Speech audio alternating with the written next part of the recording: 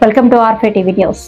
మేరా యువ భారత్ ఆధ్వర్యంలో జంగారెడ్డిగూడెం పట్టణంలో స్థానిక శ్రీ రామచంద్ర డిగ్రీ కాలేజ్ విద్యార్థులతో కార్గిల్ విజయ దివాస కార్యక్రమం యువ భారత్ వాలంటీర్ సాయి సింగ్ తివారీ ఆధ్వర్యంలో జరిగింది.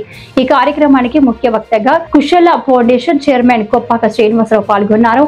అలాగే retired army officers Musunuri Madhavarao, Juluri Raghavendra Rao పాల్గొన్నారు.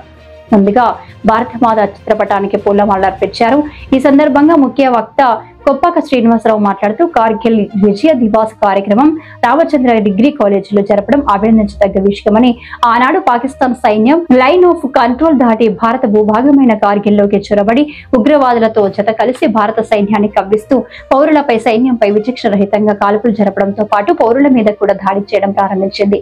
ఇది కేవలం ఆ దేశంలో రాజకీయ ఆర్థిక అస్థిరతను కప్పిపిచ్చి ప్రజలను దృష్టి మళ్లించడానికి ఈ చర్యకు పాల్పడిందని వివరించారు.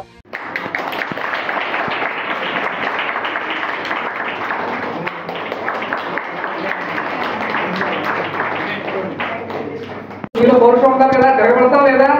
మన దేశం మీదకి మన లైన్ ఆఫ్ కంట్రోల్ దాటి మన కార్గిల్ భూభాగంలోకి చొరబడి పైగా శత్రువులతో కలిసి ముష్కం ఏంటంటే ఎవరు జిహాదీలు వీళ్ళతో మిలిటరీలతో కలిసి మనకి దాడి చేస్తుంటే అప్పుడు ప్రభుత్వం ఏం చేసింది?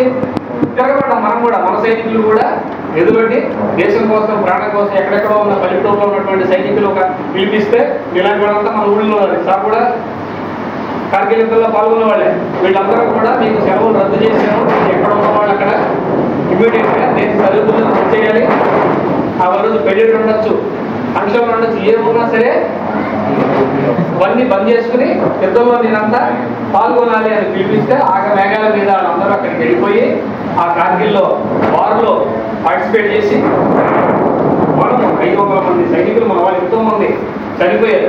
అక్కడ చనిపోయారు. విదేశాలకి ఇది కూడా ఇబ్బందే, ప్రాణ నష్టం జరుగుతుంది, ఆస్తి నష్టం జరుగుతుంది, అంతర్జాతీయంగా అనేక ఇబ్బందులు వస్తాయి యుద్ధాల వల్ల, తర్వాత ఎకానమీ దెబ్బతింటుంది.